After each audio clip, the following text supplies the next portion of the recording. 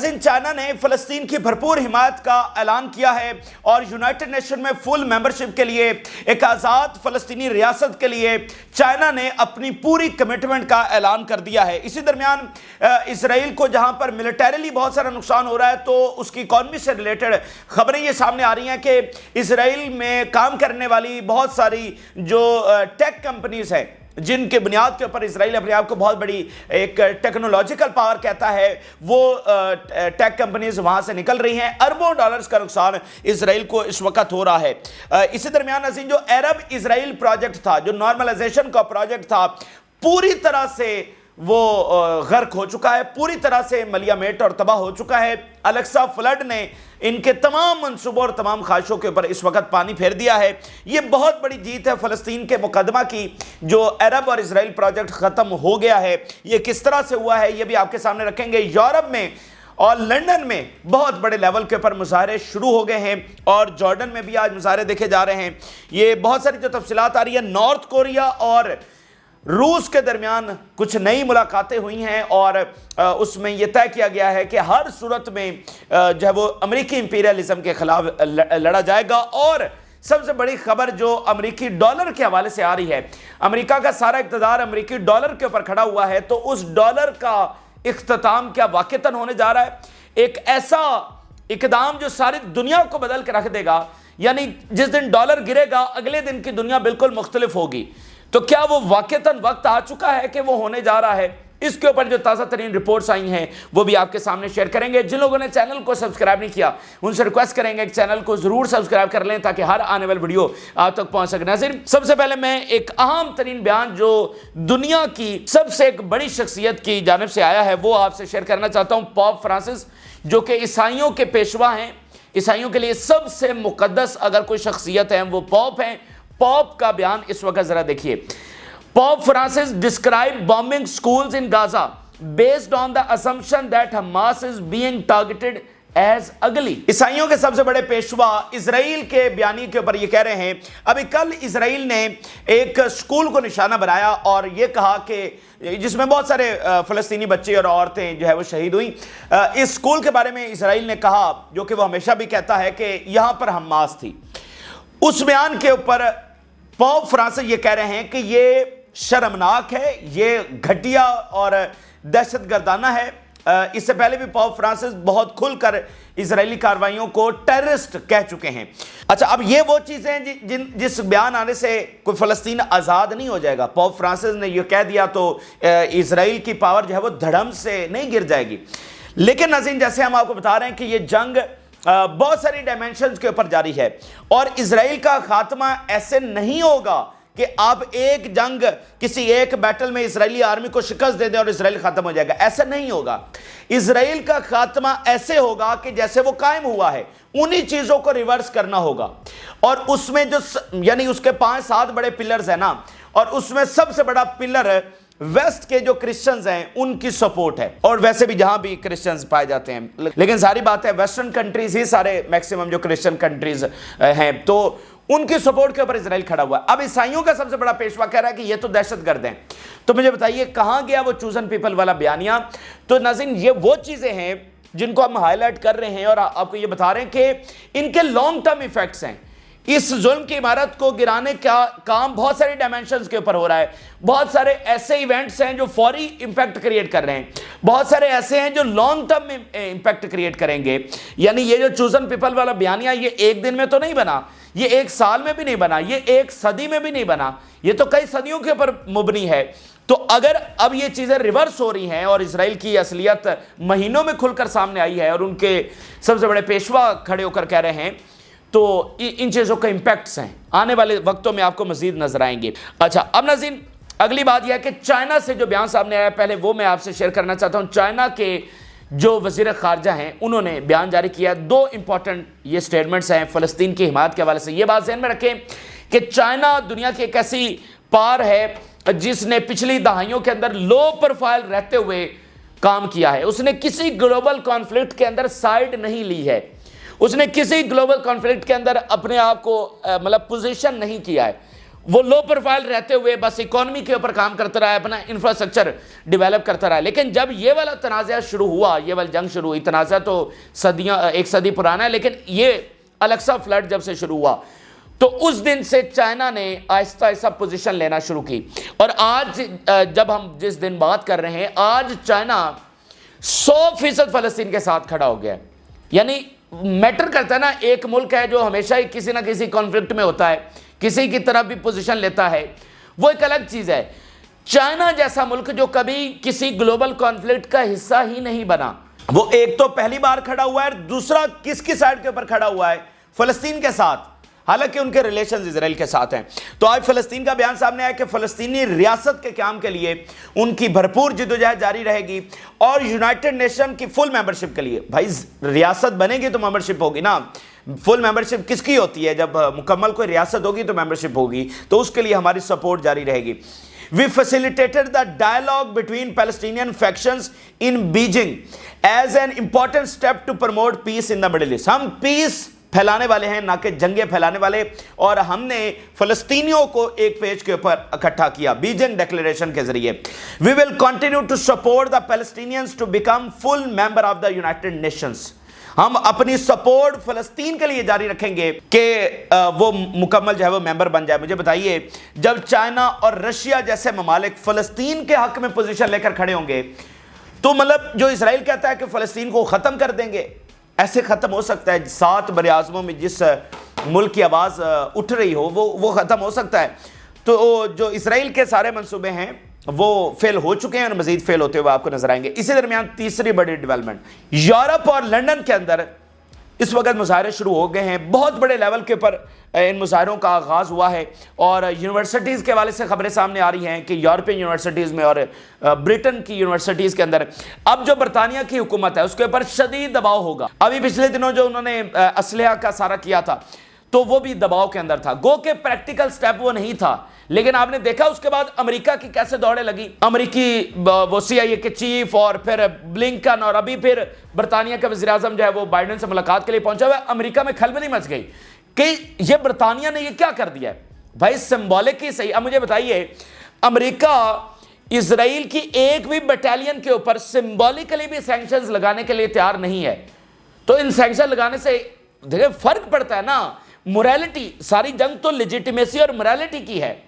جو نتنیاہو نے کانگریس میں کھڑے ہو کر کہا کہ یہ سیولائزیشن اور باربیرینزم کی جنگ ہے, تو اگر اسرائیل سیولائزیشن کی جنگ لڑ رہا ہے اور وہ سیولائزڈ سائیڈ کے اوپر کھڑا ہے, ہسٹری کی رائٹ سائیڈ کے اوپر کھڑا ہے, تو اس کے لیے آپ اسلحہ کیسے بند کر سکتے ہیں؟ یہ بنیادی نقطہ ہے کہ اس وقت اسرائیل کی یہودا بریگیڈ ہے, وہ ویسٹ بینک کے اندر سب سے زیادہ جو مظالم ڈھاتی ہے وہ یہودا بریگیڈ ہے. پچھلے دنوں مطلب یہ پورا امریکہ میں پریشر تھا کہ یہودا بریگیڈ کے اوپر سینکشنز لگائی جائیں, لیکن اسرائیل نے امریکہ کو دو ٹوک کہا کہ ہم ان سینکشنز کو قبول نہیں کریں گے. تو اس یہودا بریگیڈ کے خلاف انکوائری بھی بند ہو گئی, اور بلنکن نے اناؤنس کیا کہ ہم سینکشنز نہیں لگا رہے ہیں. تو سینکشنز لگانے سے کیا ویسٹ بینک کے جو مظالم ہیں رک جانے تھے؟ یہ معاملہ نہیں ہے, معاملہ لیجیٹیمیسی اور موریلٹی کا ہے. جو ہمیں تو پتہ ہے مطلب اسرائیل ایک ایول اور شیطانی طاقت ہے, لیکن امریکہ میں تو ایسا نہیں ہے, یورپ میں تو ایسا نہیں ہے. تو اسی لیے کہ ان کی موریلٹی جو چیلنج ہو رہی ہے, جیسے اب پوپ فرانسس نے بیان دیا, تو جب برطانیہ جیسا ملک جو ہے جو ان کا سب سے بڑا سپورٹر ہے, اگر وہ اقدام لے رہا ہے, بھائی جب سیولائزیشن کی جنگ ہے تو آپ اسلحہ کیسے روک سکتے ہیں؟ ٹھیک ہے, تو اس لیے ان کی اب دوڑیں لگی. تو اب ناظرین یہ جو مظاہرے شروع ہو رہے ہیں, اس سے مزید پریشر بڑھے گا. برطانوی جو نئی نئی حکومت آئی ہے اس کو پہلے بھی یہ اقدام پریشر میں لینا پڑا, اب مزید ان مظاہروں میں, اور یورپ کے بہت سارے کیپٹلز میں یہ ہو رہے ہیں. Protest in the London in solidarity with Gaza as part of the similar protest in several European cities. Jordan میں آج مظاہرے ہو رہے ہیں, اور جو جارڈن میں مظاہروں کا ٹائٹل ہے وہ اہم ہے, massive demonstration in the Jordanian capital in support of Palestine under the title from dignity to dignity. یہ وہ لہر ہے جو جارڈن کے جنگجو نے جو حملہ کیا تھا, 3 اسرائیلی فوجیوں کو مارا تھا, یہ اس کے بعد یہ ویو شروع ہوئی ہے ڈگنیٹی ٹو ڈگنیٹی. ٹھیک ہے, تو یہ دیکھیں جارڈن میں اس طرح سے میڈیا تو ایکٹیو نہیں ہے اور ہمیں ساری چیزیں تو خبریں نہیں آ رہی, لیکن وہ جو ویو شروع ہوئی تھی وہ ختم نہیں ہوئی ہے, وہ آگے بڑھ رہی ہے. یعنی یہ کوئی نیا مظاہرہ نہیں ہے. اس کے بعد جو مظاہروں کا سلسلہ شروع ہوا, آج خبر یہ سامنے آئی ہے کہ وہ میسو لیول کے اوپر جا پہنچا ہے, اور ان کا ٹائٹل ہے عظمت سے عظمت تک کا سفر. اچھا آگے ناظرین چلتے ہیں تو ویسٹ بینک سے ایک حملہ میں آپ کے سامنے رکھنا چاہتا ہوں.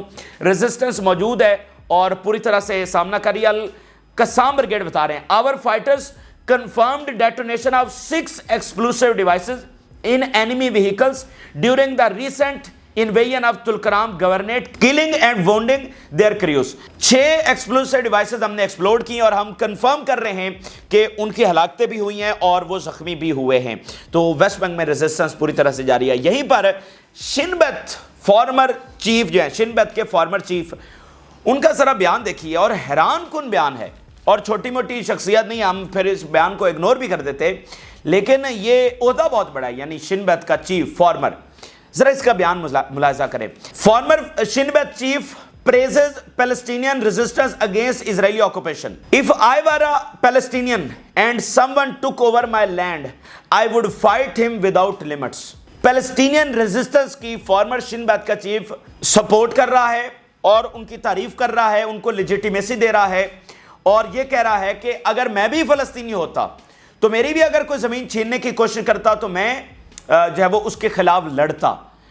یہ جو دیکھیں میں آپ کو ایک بات بتاؤں, یہ جو آکوپیشن ہے نا, یہ مغرب میں اس کو آکوپیشن نہیں بلایا جاتا. اسرائیل کا یہ جو ہے اس کی ریاست ناجائز, اس کو آکوپیشن نہیں کہا جاتا. 7 اکتوبر کا سب سے بڑا امپیکٹ کیا ہوا ہے, اگر آپ مجھ سے پوچھیں کہ اس کی سب سے بڑی جیت کیا ہے, سب سے بڑی ناظرین جیت یہ ہے, شروع میں آپ دیکھیں اگر مغربی میڈیا کو, تو انہوں نے کہا اسرائیل پر بڑا ظلم ہو گیا, حماس دہشت گرد, یہ وہ سارا کچھ ہوا. لیکن آہستہ آہستہ وہاں پر یہ ڈیبیٹ شروع ہوئی کہ یہ ہوا کیوں ہے, یعنی یہ حماس کون ہے, یہ اچانک سے کہاں سے آگے ہیں. تو پھر وہاں کے لوگوں نے پیچھے جانا شروع کیا اور پتہ چلا کہ اچھا یہ پیچھے یہ ہسٹری ہے کہ یعنی اسرائیل ایک آکوپائڈ وہاں پر ایک اینٹیٹی ہے اور فلسطینیوں کے حقوق سلب کر رہا ہے. دیکھیں ہم ینگ جنریشن کی بات کر رہے ہیں, جو مطلب 40 ایئر یا 50 ایئر یا 60 ایئر, وہ تو ان کو تو سارا پتہ ہی ہے, پیچھے ساری جنگیں وہ دیکھ کر آئے, لیکن جو نئی نسل ہے اس کو نہیں پتہ ہے, کیونکہ اسرائیل نے وہاں پر بڑی چالاکی سے تاریخ کو مٹایا ہے, بڑی چالاکی کے ساتھ. تو وہ تو فلسطینیوں کا نام لینا بھی مطلب وہاں پر کوئی نام نہیں, آپ دیکھ لیں. مجھے بتائیے مغرب کا کون سا سیلیبریٹی ہے جو فلسطین کا نام لیتا ہے.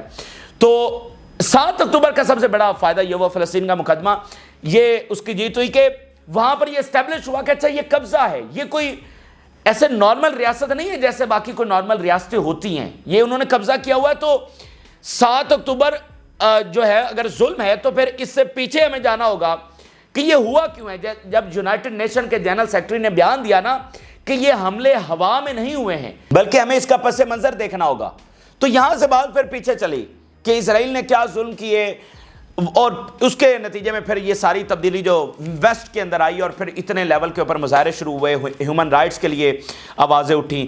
تو یہ دیکھیں اسرائیل اپنی پوری طاقت, اپنی پوری دولت اور امریکہ کی مدد سے سارا کچھ کنٹرول کر تو رہا, یعنی کنٹرول سے مراد وہ جنگ کو جاری تو رکھے ہوئے ہے, لیکن کب تک جاری رکھ سکے گا؟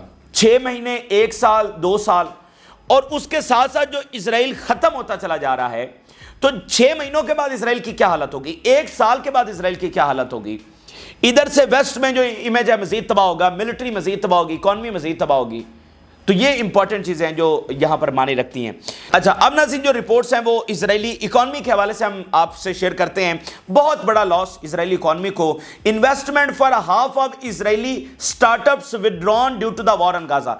آلموسٹ آدھی جو انویسٹمنٹ ہے, 50% انویسٹمنٹ مختلف اسرائیلی اسٹارٹ اپس کے لیے جو کمٹ ہو چکی تھی وہ وڈرا کر لی گئی. یعنی انٹرنیشنل جو کمپنیز ہیں یا گورنمنٹس ہیں جنہوں نے کمٹ کیا تھا کہ ہم یہاں پر $10 بلین, یہاں پر $5 بلین, یہاں پر $20 بلین, کچھ بھی جتنا بھی ہم انویسٹ کریں گے, وہ نکالی جا رہی, 50% تک نکال لی گئی ہے, اور باقی بھی سلسلہ وہاں پر جاری ہے.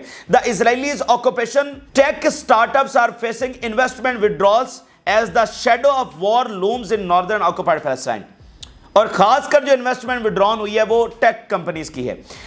49% of Israeli tech companies reported investment cancellation due to the war. Implications of protracting war. Israel now stands at the crossroad regarding the ongoing war on Gaza and confrontation with the axis of resistance. Dealing that Every decision about the future will undoubtedly have significant economic consequences. Israel cross roads کے اوپر کھڑا ہوا ہے اور یہ جو اب کے بعد مزید جنگ کو جاری رکھنا ہے، اس کے سویر کانسیکوینسز آنے والے دنوں میں اسرائیل کو فیس کرنے پڑیں گے. تو یہ اس کی اکانومی کی حالت ہوئی پڑی ہے. جیسے میں نے آپ کو بتایا کہ اس کی ملٹری، اس کا امیج، اس کی اکانومی، اس کا فوج کا مرنا اور اس کا مورال، ہر محاذ آپ کے سامنے ہے. اچھا، اب ناظرین اسی کے ساتھ رپورٹ یہ سامنے آ رہی ہے کہ اسرائیل میں جو سینسرشپ ہے وہ بہت بڑے لیول کے اوپر کر دی گئی ہے.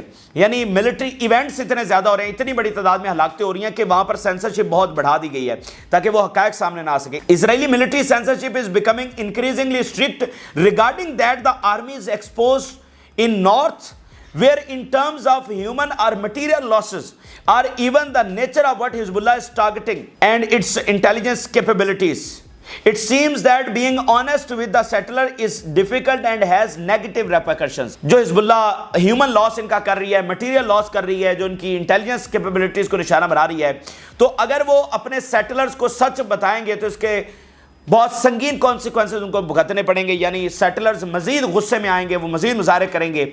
تو چیزوں کو یہ چھپانے کی کوشش کر رہے ہیں، لیکن وہ چھپنے والی اتنا بڑا نقصان کیسے چھپتا ہے. اچھا، اب ذرا حزب اللہ کے جو سیکٹری جنرل ہیں ان کا ایک بیان دیکھیے. The threat of war does not scare us and does not change our position regarding the support front's connection to stopping the aggression to Gaza. یہ جو بار بار جنگ کی ہمیں دھمکیاں دینا ہے، یہ ہمیں ڈراتا نہیں ہے اور یہ ہماری پوزیشن کو چینج نہیں کر سکتا ہے. وہ پوزیشن جو ہم نے غزہ کے حق میں، فلسطین کے حق میں لے رکھی ہے، اس میں یہ ہمیں ڈرا نہیں سکتے اور ہمیں پیچھے ہٹنے پر مجبور نہیں کر سکتے ہیں. اب ایران کے دو سٹیٹمنٹ میں آپ کے سامنے رکھنا چاہتا ہوں جو سینکشنز لگ رہی ہیں اور مطلب پتہ بھی نہیں چلتا، اب تو اتنی سینکشنز ہو گئی ہیں کہ گنی بھی نہیں جا سکتی. ایران کے دو بیانات دیکھیے. The Islamic Republic will continue to its path with strength. Iran اپنا جو راستہ ہے، جو صحیح راستہ ہے، اس کے اوپر جاری رکھے گا اپنی جدوجہد کو with strength، طاقت کے ساتھ. It is surprising that Western countries still does not realizes that sanctions are nothing but a failed attempts. کہ ابھی تک مغربی دنیا کو یہ سمجھ نہیں آ رہی کہ ہمارے خلاف یہ سینکشنز کا جو ہتھیار ہے وہ کام نہیں کرتا ہے، بلکہ وہ صرف اور صرف فیلئر ہے.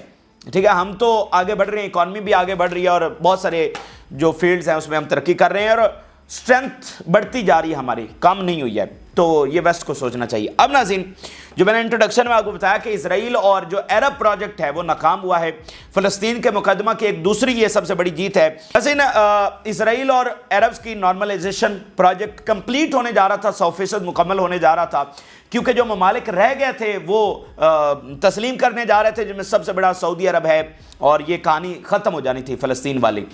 لیکن ناظرین، اس جنگ کی طوالت نے، اسرائیل کی شکست نے اور فلسطینیوں کی قربانیوں نے اس پروجیکٹ کو ناکام کر دیا ہے. آج یو اے کا بیان سامنے آیا، انہوں نے کہا ہم کسی غازہ ڈے آفٹر وار میں حصہ نہیں لیں گے until and unless فلسطینی ریاست بن نہیں جاتی ہے.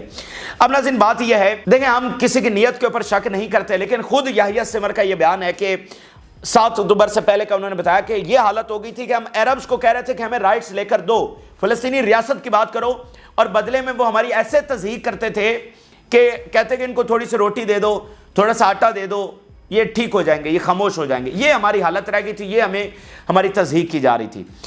تو اس کا مطلب یہ ہے کہ وہ طے کر چکے تھے کہ ٹھیک ہے، فلسطینی اگر ریاست نہیں بھی بنتی تو کوئی بات نہیں، ہم اسرائیل کے ساتھ تعلقات اب بنائیں گے. اور دیکھیں بہت ساروں نے تو بنا بھی لی ہے نا، فلسطینی ریاست تو آج تک نہیں بنی، لیکن عربوں نے تعلقات تو قائم کیے، اسرائیل کو تسلیم تو کیا، تو باقی بھی کرنے جا رہے تھے. اس کا مطلب فلسطین کی تو آواز ہی نہیں رہنی تھی نا بھائی. آپ نے لین دین کس بات، فلسطینی ریاست اگر آپ نے بنانی ہے تو کس بات کے اوپر لین دین کریں گے؟ ان کو یہی کہیں گے نا کہ ہم آپ کو مانتے ہیں، آپ فلسطینی ریاست بنا دیں. اگر آپ مان لیں گے تو اس کے بعد آپ ان سے کیا لین دین کریں گے؟ پھر آپ ان کو کیسے مجبور کریں گے فلسطینی ریاست کے اوپر؟ تو انہوں نے کہا کہ اچھا جی اکانومی فلانا، اب ہمیں اسرائیل سے تعلقات بنانے ہی بنانے. یہ ایک سوچ جو وہاں پر ڈیولپ ہوئی. اچھا، اب ناظرین یہ جنگ درمیان میں شروع ہو گئی، اور یہ جنگ جب شروع بھی ہوئی ہے تب بھی سارے عربز کلیئر تھے جنہوں نے نارملائزیشن کرنی تھی کہ وہ یہ ابھی ختم ہو جائے گی اور ہم اسی پروجیکٹ کے اوپر جائیں گے. اچھا، وہ جنگ لمبی سے لمبی ہوتی چلی گئی اور آج 11 مہینے گزر چکے ہیں اور اسرائیل کو شکست ہو چکی ہے اور مستقبل قریب میں بھی وہ جیتتا ہوا نظر نہیں آ رہا.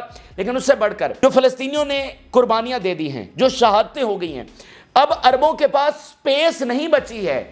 یعنی اگر آج بھی جنگ رک جائے تو جو پبلک سینٹیمنٹ ہے وہ ان کو اجازت نہیں دیتا کہ وہ اسرائیل کے ساتھ نارملائزیشن جا کر لیں.